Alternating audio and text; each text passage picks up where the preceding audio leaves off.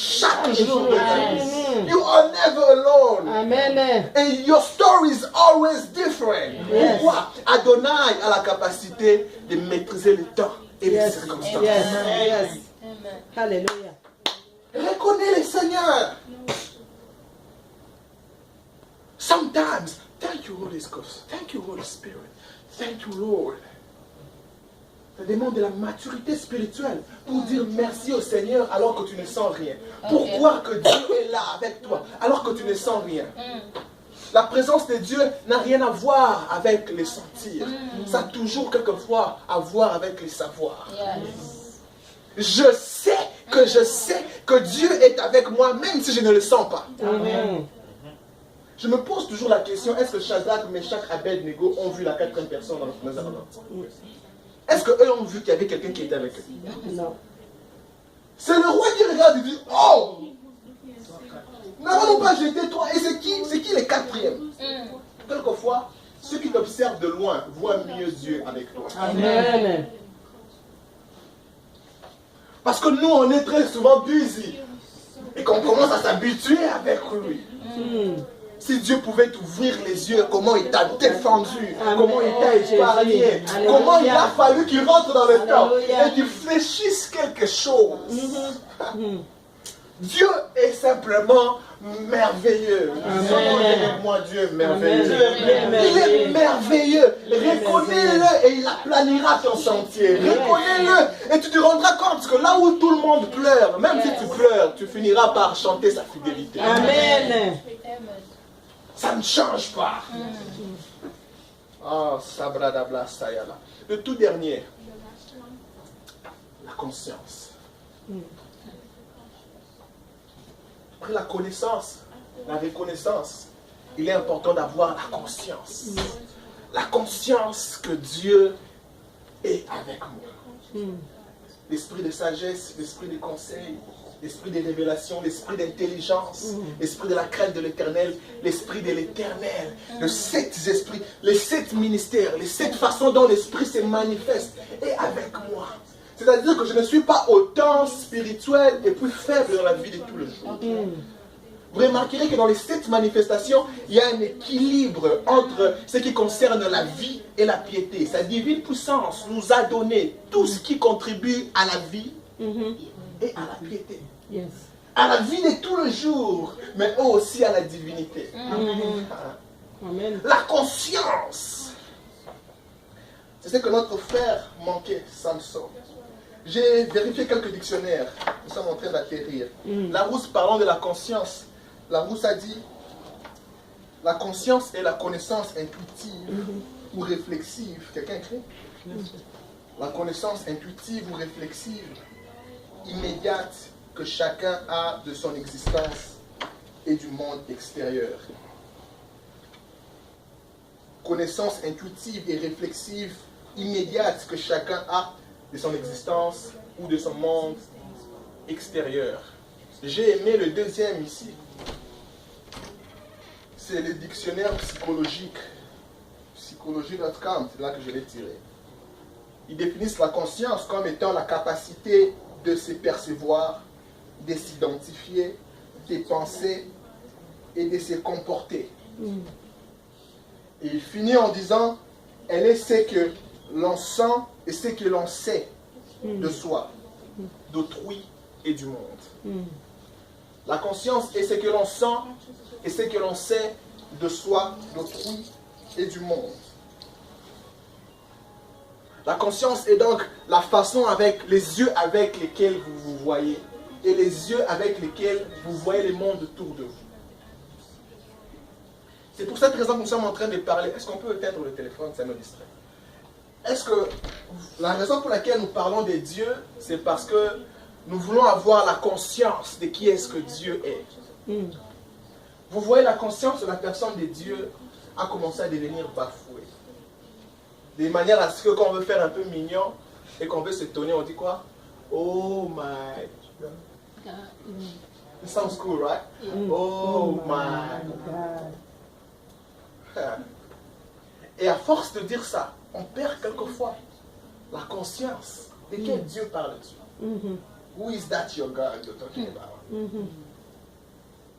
Yahweh, Elohim. De quel Dieu on parle lorsqu'on s'étend comme ça?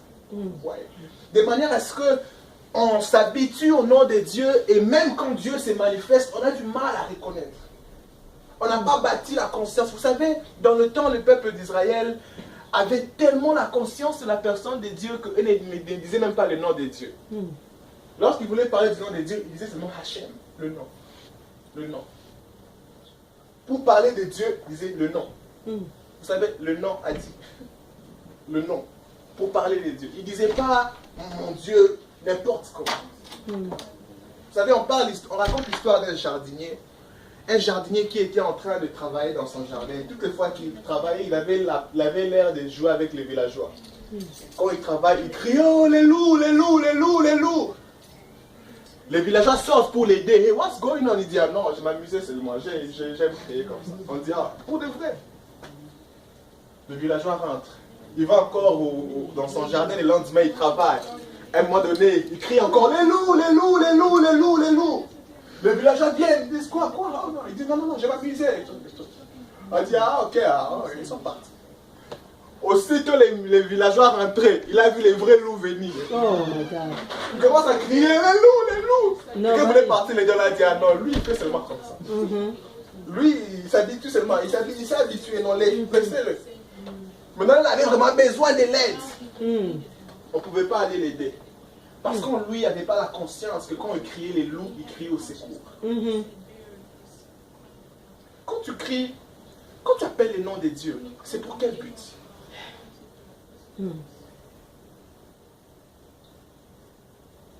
Voilà pourquoi ça doit être une conscience. C'est un travail qui doit se faire. Yes. On doit le faire en âme et conscience. C'est une décision que je choisis. Et when I catch myself going out of that, I correct myself. Brother, don't talk like that. Okay. Yes, sir. Thank you. Why? Parce que je veux que toutes les fois que j'ouvrirai ma bouche pour dire God, vous savez, il y a la différence entre celui qui a la conscience et celui qui n'en a pas. C'est ce qui fait la différence de tout. Quand quelqu'un qui a la conscience du Dieu qu'il invoque et il dit My God, c'est lui-là qui l'appelle. Attention. Mais c'est lui qui a toujours tendance à dire hey, My God, my God. Quel God tu appelles? Ça fait cool.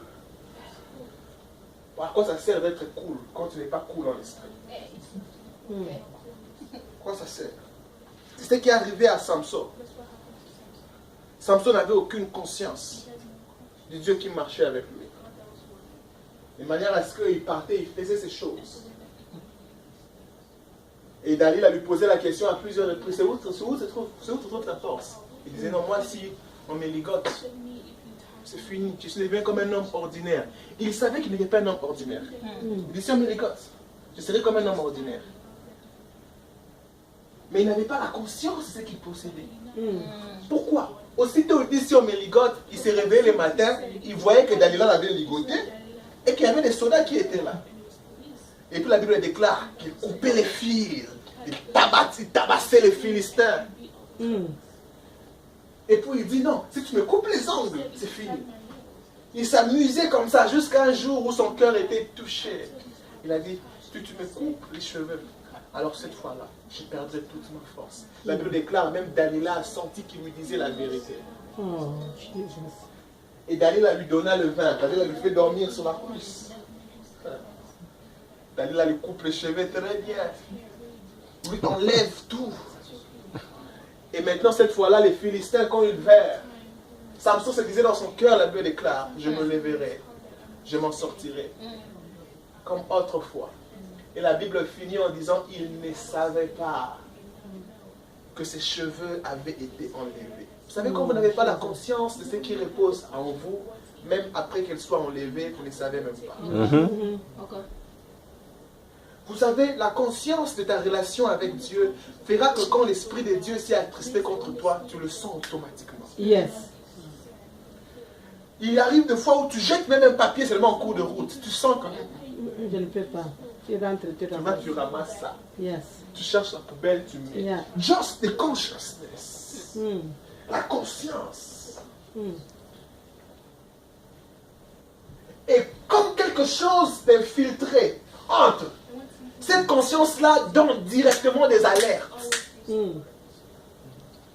Et comme cette conscience-là meurt, c'est alors, en ces moments-là, que tu peux arriver dans un moment où la personne du Saint-Esprit s'était à longtemps. But you are not even aware of that. Je m'en sortirai comme autrefois. Voilà pourquoi parmi les personnes qui iront en enfer, il y a beaucoup de ceux qui prophétisent. Ce n'est pas moi qui dis ça. Matthieu chapitre 7. Beaucoup de candidats en enfer, c'est ceux qui prophétisent. Ceux qui guérissent les malades. Ces jours-là, ils diront au Seigneur, n'ai-je pas prophétisé en ton nom? N'ai-je pas guéri les malades en ton nom? Mm. Dieu ne se répond pas de ses dons. Nous l'avons dit au début. Ne mesure pas ta capacité ou ton intimité avec Dieu par le degré de manifestation que tu vois ou les résultats que tu vois.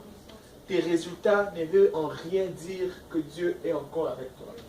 Vous savez, dans le livre de Samuel, lorsque la Bible dit qu'il avait rejeté Saül, il a passé encore 13 ans au pouvoir. Parce que Dieu a oint David à 17 ans. David est devenu roi à 30 ans.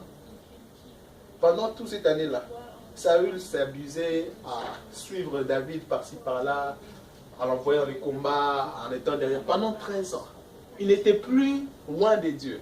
Il avait été rejeté. Mais il était roi. Il donnait des ordres, on obéissait. Ne commettez jamais l'erreur d'évaluer votre intimité avec Dieu par le degré des manifestations qui est autour de vous. Que ce soit en échec ou en réussite. Que ce soit que vous êtes dans un moment donné où vous manquez de productivité. Vous avez comme l'impression que vous en manquez. La Bible déclare que Dieu avait rendu Sarah stérile. Malgré le fait qu'ils étaient avec Dieu. Dieu rendu Sarah stérile. Dieu rendu la femme de Zacharie, Élisabeth, stérile. Sacrificateur, servant Dieu fidèlement. Et Dieu le dit, ta prière a été exaucée. Amen. C'est-à-dire que le manque de productivité, parce que la stérilité fait allusion aux productivités. Le manque de productivité dans un domaine quelconque de ta vie ne fait pas de toi quelqu'un qui n'a pas Dieu. Ne compare jamais ta vie avec qui que ce soit. En croyant que oh, Dieu m'a laissé, je n'ai plus Dieu. Never think like that. Et parce que maintenant tu as des résultats, parce que tu as des choses qui éclatent, parce que tu es par-ci, par-là, tu crois que Dieu maintenant est avec toi. Never measure your walk with God by what you see. Nous ne marchons pas par la vue. C'est de cette conscience-là que tu pourras savoir. Même après avoir prêché, je disais à un frère un jour, qu'est-ce que tu sens? Le Père est content de toi. Je dois dire ça. J'étais dans une conférence un jour, un homme de Dieu a prêché merveilleusement. Il a fini de prêcher. Et un frère me voit, il vient vers moi et me dit, au terre anayo, nous sentons niveau, c'est-à-dire, toi tu prêches à toi. Tu prêches, mais tu as senti les niveaux aujourd'hui. Comme on soit impoli. Très impoli. Je lui ai regardé. Je manquais quoi lui dire au moment même. Parce que je savais que j'allais lui parler par la chair. Mais aussi, je voulais lui transmettre une vérité spirituelle. Je lui ai simplement regardé. J'ai manqué les paroles. Pendant ce temps-là, je sourissais. Mais j'ai réfléchi à ce que je vais lui dire. Je n'ai pas trouvé quoi lui dire, je suis parti. Et après, le Seigneur m'a dit, tu vois l'erreur que les gens font. C'est de juger que je suis là par la manifestation. Maintenant, là, tout le monde est calme. Dieu n'est pas ici. Dieu ne parle pas à quelqu'un ici. La Bible déclare, les disciples de Matthieu disaient, on sentait nos cœurs bouillonner. Quelqu'un ne sent pas son cœur bouillonner ici. Personne n'est debout. Élie, les grands ont failli commettre la même erreur. S'entendre à Dieu par les tremblements de terre, les vents violents, alors que Dieu était où? Dans un vent doux et léger. Et Dieu peut choisir de se manifester dans ta vie de différentes manières. Yes. Sauras-tu le reconnaître quand il vient par un vent doux et léger? La conscience de la personne de Dieu. Amen. La conscience de l'Esprit de Dieu fera de toi un être extraordinaire. Tu sauras quand il est là et que personne d'autre ne reconnaît que Dieu est là. Tu n'attends pas les agitations. Le pasteur Nico sera avec moi d'accord, sera d'accord avec moi que prêcher peut être un art. Tu peux préparer l'art de la prêchoire. C'est-à-dire que si je vais vous mettre debout, je prépare des bombes. Quand je viens, je vous tiens debout. Et après, l'église était puissante. Et après, vous restez dans la médiocrité. Le lendemain, tu pars au travail en retard. Quoi? Ah, l'église était puissante. Si c'est moi qui suis ton boss, je te chasse. Même si tu es frère à l'église. Tu ne comprends pas qu'au travail, il est boss. Même la Bible dit que les esclaves doivent respecter leur maître. L'apôtre Paul disait ça dans Timothée. Je préfère une famille qui est assise, mais qui est debout dans la tête. Mais qui s'élève pour crier, et puis ils sont vides comme des tonneaux vides. La conscience. Famille, ne soyons pas de ceux qui courent après la manifestation. Es-tu sûr que Dieu marche avec toi? Es-tu sûr que Dieu t'accompagne? Es-tu sûr que Emmanuel est avec toi? Tu as la conscience de la présence et de la personne de Dieu.